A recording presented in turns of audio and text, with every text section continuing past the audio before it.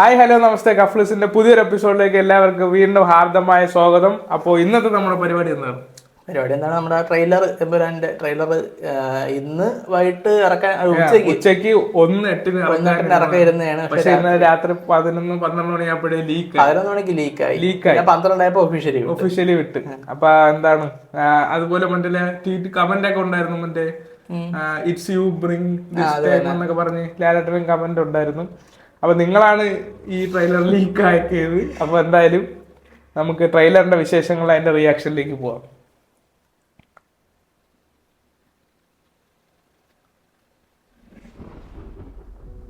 ആദ്യം തന്നെ എന്റെ മക്കളല്ല എന്റെ പി കെ രാമദാസ് അല്ലേ, എന്നെ പിന്തുണക്കുന്നവർ ആരാണ്? ശ്രീകോവിലും എന്റെ മക്കൾ.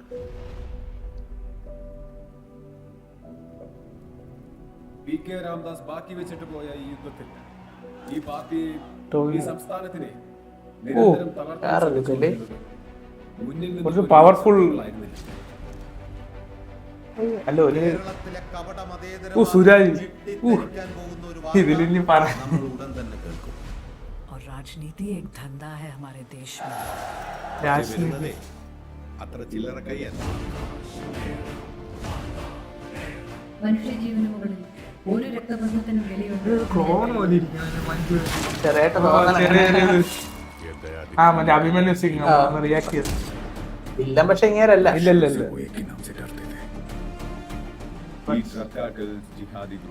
അതാരാണ് ഇതമ്മ. എല്ലാരും സ്റ്റീഫൻ വേണ്ടി ഒക്കെയാണ്. 3, 2 ഇറാഖ്, ചൈന നിങ്ങളുടെ സ്വന്തം.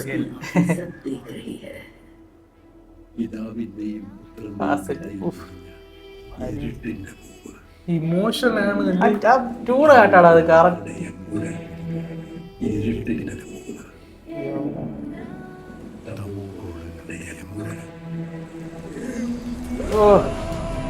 ഷാജോ മരിച്ചല്ലേ? പരിപാടിക്കും ചിലപ്പോ ചെറിയ ഷാജു അനിയനാണ്. ഇതിലാണ് കുറച്ച് യങ് ആയിട്ടുള്ള ലാലേട്ടൻ സ്തുതിയായിരിക്കും. പിന്നെ ഈ ലോകത്തെ രക്തബന്ധം എന്ന് പറയാൻ എനിക്ക് ഒരാളെ ഉള്ളൂ.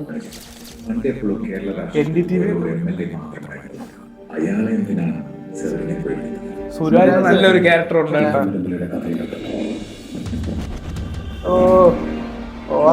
മോനെ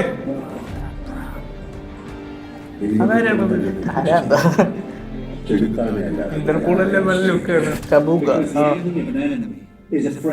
അപ്പൊ രണ്ട് അവര് തമ്മിൽ ഒന്നിക്കും.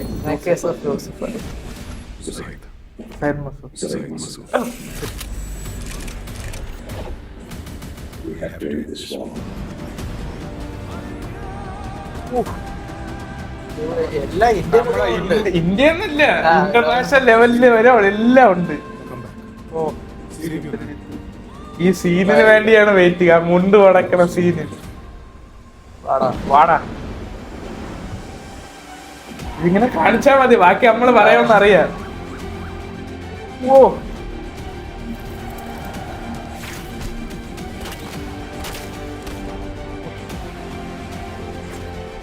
ഒന്നും പറയാം. എന്റെ പേടിയില്ല ലാലേട്ട സൈഡ് റോളായി പോകുന്ന സെറ്റ്. ഈ തീരെ എല്ലാ ഷോട്ടും അടിപൊളിയല്ലയോ? തീരെ എല്ലാ ഷോട്ടും അടിപൊളിയല്ലേ?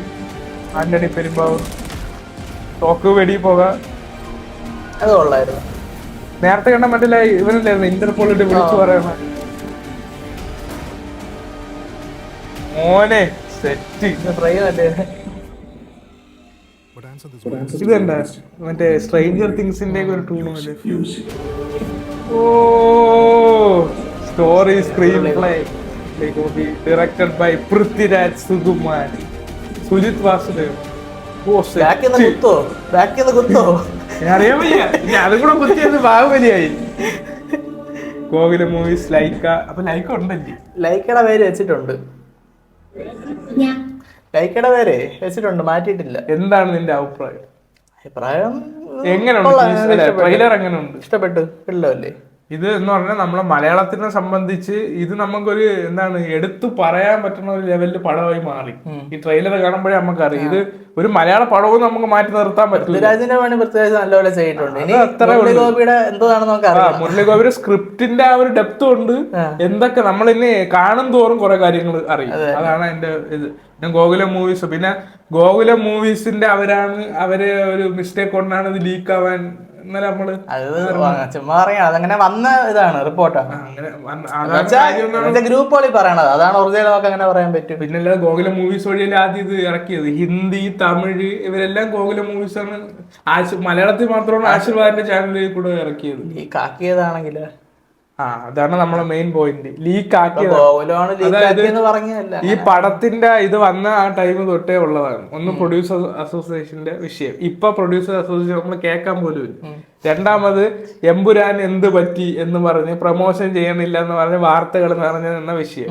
ഇപ്പൊ പ്രൊമോഷന്റെ ഭാഗമായിട്ട് എല്ലാവരും വന്നു തുടങ്ങി. മൂന്നാമത് ട്രെയിലർ എന്തുകൊണ്ട് വൈകിപ്പിക്കുന്നുള്ള ചോദ്യങ്ങൾ.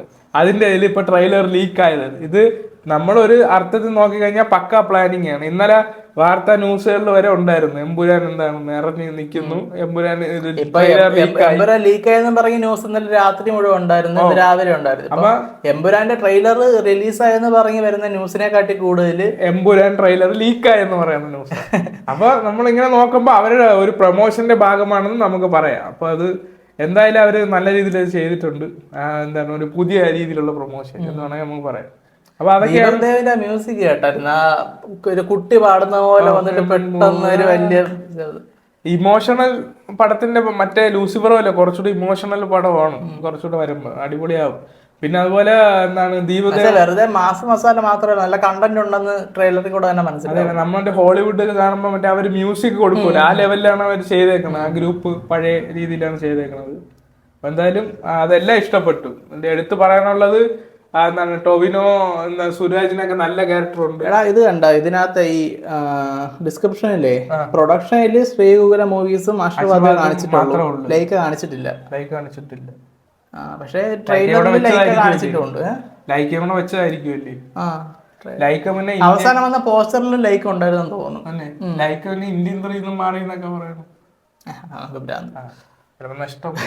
പ്രശ്നമായിരിക്കും. ആകെ റിലേ പോയിരിക്കുകയാണ് ലൈക്കയുടെ. അപ്പം ഇതാണ് നോക്കിനി അടുത്ത 2 ലക്ഷം വ്യൂസ് ആയല്ലേ ഇപ്പൊ തന്നെ ലീക്ക്. ഓക്കെ, അപ്പൊ ഇതൊക്കെയാണ് നമ്മുടെ വിശേഷങ്ങൾ. അപ്പൊ എന്താണ് ട്രെയിലർ 2 ലക്ഷം ഇല്ലേ?